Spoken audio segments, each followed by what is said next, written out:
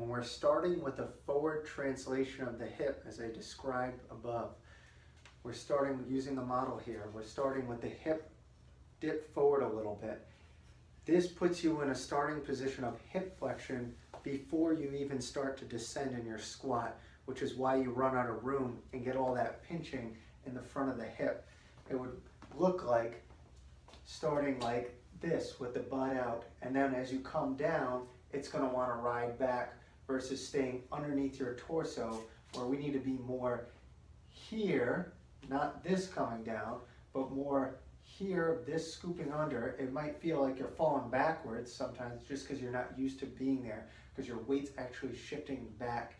And when I descend, I can keep all this together in a nice vertical so that I have more power to push up and have room at the bottom of the squat without pinching in my hips. So we'll show you in the gym what it looks like when you run out of room, and certain compensations that you may see on yourself or others, and fixes that you can do so that you can improve your squat overall.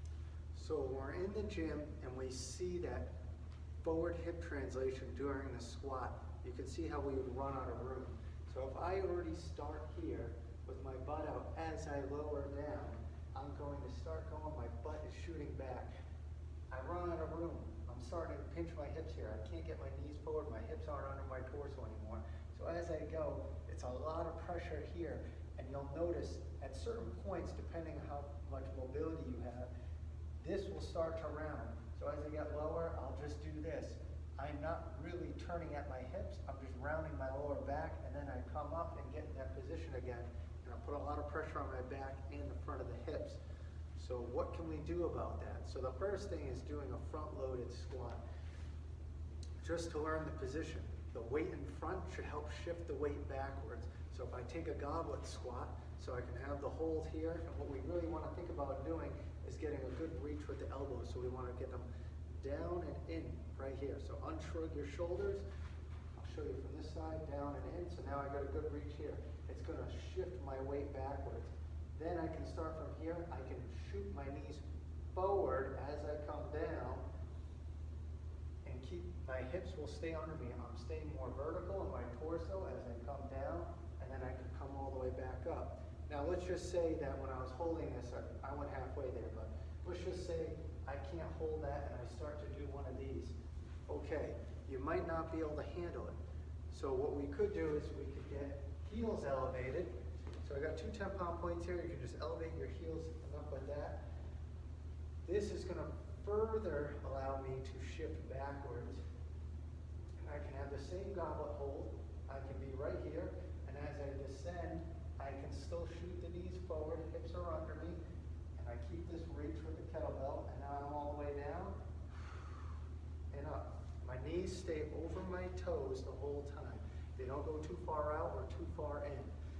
So I keep everything together, and it stays right here, and I come up. Now if you really can't handle that position descending, you might need a little bit more control.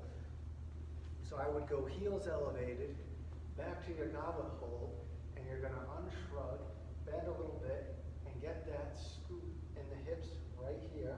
So I'm going to keep that, and I'm going to do it for some breath. So I'm going to inhale through my nose, exhale fully through my mouth, keep that there, breathe in, pull out for a few breaths.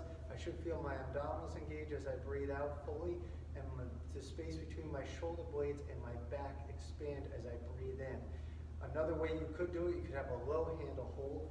So I could take a weight or something a little lighter, reach, unshrug my shoulders, reach down on this angle, scoop under,